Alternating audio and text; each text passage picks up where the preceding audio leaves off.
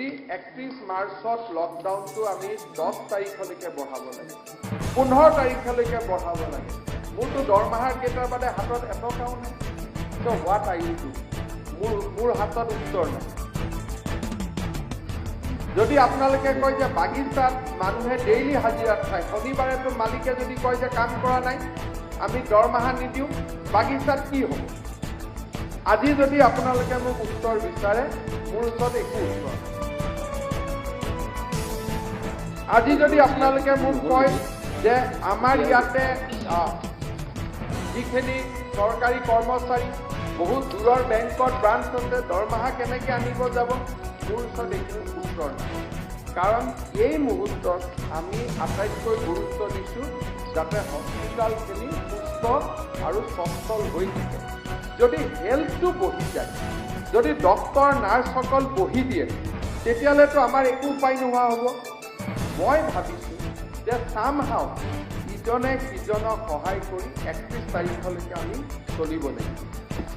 In the main time আজি আৰু কালিৰ ভিতৰত আমি অফিচাৰসকলৰ লগত আলোচনা কৰি মই আগতে কৈছোঁ যে প্ৰায় 3 লাখ ডেইলি ৱেজত ডেইলি কাম কৰা মিস্ত্ৰী বেংক একাউণ্ট নাম্বাৰ আমাৰ হাতত আছে, যিটো আমি চেছ কালেক্ট কৰোঁ ঘৰ বনালে। তাত আমাৰ 1000 কোটি টকাও আছে আৰু 2,72,000 লেবাৰ তাত ৰেজিষ্টাৰ্ড হৈ আছে।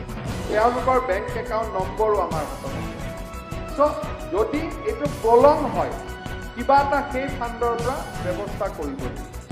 চাহ বাগিচাৰ প্ৰভিডেণ্ট ফাণ্ডৰ যিটো অৰ্গেনাইজেশ্যন আছে, তেওঁলোকৰ লগত কৰ্মচাৰীসকলে যিহেতু প্ৰভিডেণ্ট ফাণ্ডত তেওঁলোক ৰেজিষ্টাৰ, গতিকে তেওঁলোকৰ নম্বৰ একাউণ্ট নম্বৰ মজুত আছে।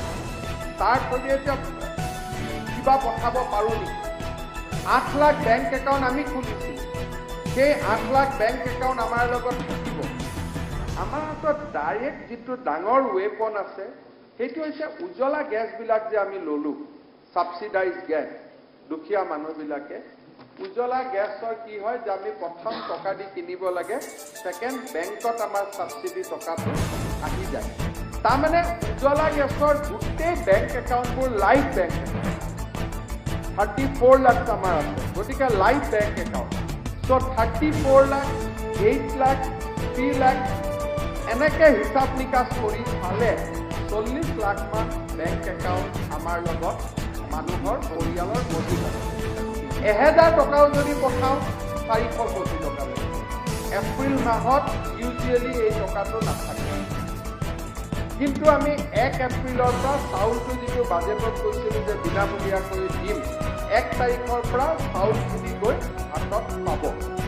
যদি এই প্ৰক্ৰিয়াটো দীঘল হয়, টি গাৰ্ডেনৰো যিহেতু বেংক একাউণ্ট নম্বৰবিলাক আমাৰ লগত আছে, মোৰ লেছ আমি কিবা এটা ষ্টেপ ল'ব লাগিব। হয়তো আপোনালোকো এদিনৰ কাৰণে আহিব লাগিব গোটেই বাজেটখন সলনি কৰাৰ কাৰণে। উই হেভ টু টেক চাম ড্ৰাষ্টিক ষ্টেপ। কি ল'ব লাগিব, মই খালি আইডিয়াটো আপোনালোকক আশ্বস্ত কৰিবৰ কাৰণে দিছোঁ যে চৰকাৰে মানুহৰ দুখ দুৰ্দশাৰ কথাখিনি অনুভৱ কৰিছে। আমিও বুজিছোঁ আপোনালোকৰ হৃদয়ত যিখিনি চিন্তা আছে, সেই চিন্তাখিনি অপ্ৰাসংগিক নহয়। এজ এ জনপ্ৰতিনিধি আপোনালোকৰ মনত যিখিনি চিন্তা আছে, আমাৰ মনত